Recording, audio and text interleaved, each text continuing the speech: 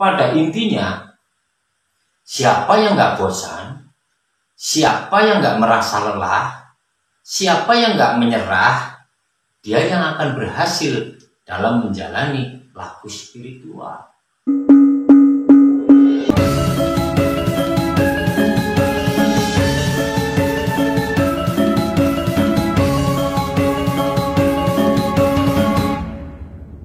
Sebenarnya tidak ada masalah di dalam ilmu, baik itu ilmu Jawa, kejawen, ataupun ilmu yang lain. Yang jadi masalah itu kan manusianya. Kejawen ini dikenal dengan ajaran akhlaknya. Budi pekertinya ya, Budi pekerti itu kan akhlak. Bagaimana orang itu bisa menghargai satu dengan yang lainnya. Kepada yang lebih tua kita harus sopan santun. Kepada yang lebih muda kita pun harus memberikan contoh sopan santun. Nah, inilah akhlak orang Jawa. Manakala orang-orang yang mengaku beragama dan tidak memiliki ini yang namanya budi pakarti atau akhlak itu, yang terjadi ya ini. Orang gampang sekali menuding orang salah, mengatakan ini keliru, ini sesat, ini neraka, seolah-olah saya atau kita itu paling surga.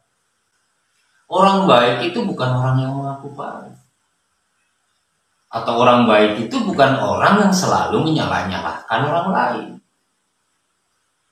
Karena orang baik itu dia akan memberi manfaat, kesejukan, kedamaian, sehingga orang itu nyaman dengan keberadaannya orang ini.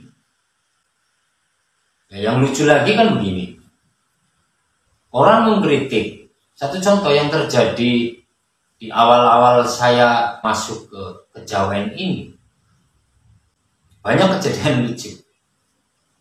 Orang yang merasa beragama sudah jelas memusuhi kejawen. Orang yang kejawen pun memusuhi orang yang beragama. Ini kan karena pemahaman yang keliru, yang kurang pas.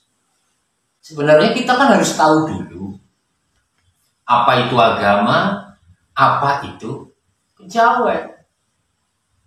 Nah, kejawen itu di dalamnya kan ada ilmu kasunyatan, ada akhlak yang disebut budi pakerti tadi. Kemudian di dalam agama itu apa?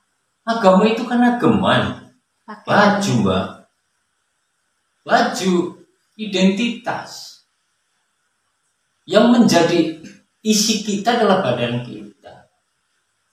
Jadi selama ini orang itu selalu berpandangan terhadap kulit, kepada pakaian atau ageman itu. Enggak sedikit orang yang memuji kepada orang-orang yang pandai menampilkan kulit. Faktanya begitu. Iya. Orang yang memiliki isi bisa memberikan manfaat, memberikan peluang untuk menyadarkan kita ketika salah, rame-rame ditinggalkan, bahkan gak segan-segan dimusuhi. Nah, ini terjadi secara nyata. Ini juga menjadi pengalaman kita bersama di lingkungan kita. Orang itu lebih percaya kepada kulit daripada kepada isinya. Ini akan terus terjadi ketika orang kurangnya merenung. Maka di dalam Jawa, ajaran Jawa itu ada yang disebut ilmu titen. Ilmu titen itu kan lahir, muncul dari perenungan kita. Nah, ini yang kemudian kenapa orang Jawa jauh sebelum ada agama sudah bisa menemukan Tuhannya, walaupun namanya berbeda. Kan nggak masalah, ini kan masalah nama. Yang menjadi perdebatan orang-orang yang pemikirannya kurang luas, itu kan perbedaannya. Dulu waktu saya kecil, ketika masih banyak kesepuan-kesepuan yang mengamalkan ajaran kejawen ini, lingkungan itu rasanya damai. Orangnya nggak pernah marah-marah, nggak pernah mencaci, nggak pernah memfitnah, nggak pernah ceritain orang, nggak pernah merugikan orang. Dia selalu mau berbagi. Nah, ini sudah dibuktikan nyata oleh orang-orang terdahulu bahwa ajaran Jawa kalau dijalani dengan benar ya seperti ini. Malah justru saat ini seperti pertanyaan jenengan tadi. Kenapa di saat orang bicara kebaikan, berbicara agamis, justru keburukan dan sebagainya itu terjadi di mana-mana. Nah, ini jawabnya ini. Agama itu kan tuntunan. Identitas kita Muslim, kita Kristen, kita Hindu, kita Buddha, itu kan identitas.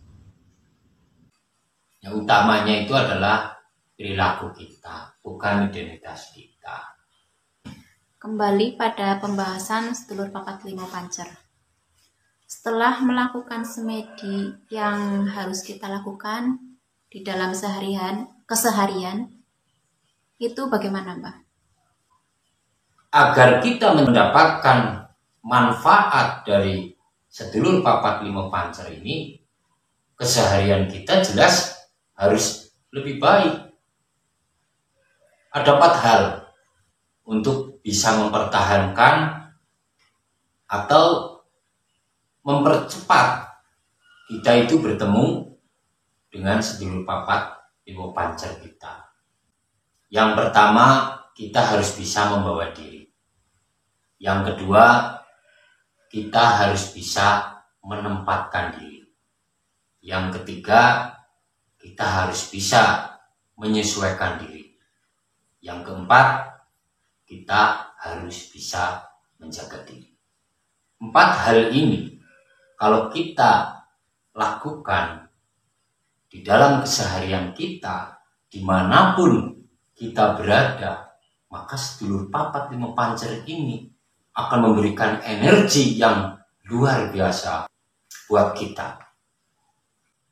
Yang dimaksud dengan membawa diri, bahwa kemanapun kita pergi, kemanapun kita bertujuan, kita selalu bisa membawa diri. Perilaku kita tetap santun, tetap baik, kesabaran kita tetap terjaga, dan sebagainya. Kemudian kita harus menempatkan diri.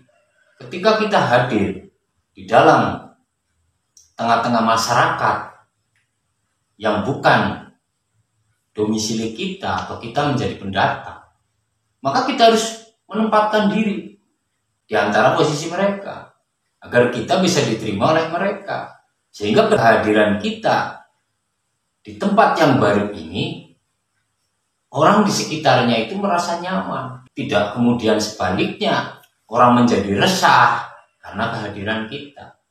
Maka kita harus bisa menempatkan diri. Lalu kita harus bisa menyesuaikan diri. Contoh, saya orang Jawa, kemudian datang di tanah yang bukan tanah Jawa. Kebiasaan orang di sana bagaimana, tradisinya bagaimana, budayanya bagaimana, maka kita menyesuaikan. Jangan kemudian karena kita datang dari Jawa, kita tonjolkan kejawaan kita di sana. Orang nggak akan nyaman. Nah ini, kemudian kita harus bisa menjaga diri. Dimanapun kita berada, kemanapun kita pergi, dimanapun kita tinggal, kita bisa menjaga diri. Bagaimana bisa menjaga lisan kita, perbuatan kita. Intinya kita harus mawas diri, harus bisa menjaga diri. Jangan sampai kita merugikan siapapun. Intinya begitu. Ya. Nah, dengan kita bisa melakukan ini, berlahan tapi pasti, sedulur papat limo pancer ini akan memberikan energi yang luar biasa buat kita. Saya sudah melakukan tilakat, sudah melakukan semedi berbulan-bulan, tapi kok sedulur papat limo pancer saya nggak aktif-aktif. Ini kan ada yang yang menanyakan ini. Iya, Mbak. Ya jawabannya jelas. Spiritual itu kan bertahap, ada tahapannya. Hari ini spiritual kita tidak bisa melihat apa-apa. Mungkin besok atau lusa spiritual kita bisa melihat sesuatu. Dan begitu seterusnya. Tubuh manusia itu kan berbeda-beda. Kadang ada orang yang cepat dalam spiritual, ya betul. Ada yang menjalani spiritual secara cepat, itu juga nggak sedikit. Dengan proses yang lama itu juga nggak sedikit. Jadi spiritual itu kan pada intinya, siapa yang nggak bosan, siapa yang nggak merasa lelah, siapa yang nggak menyerah, dia yang akan berhasil dalam menjalani laku spiritual.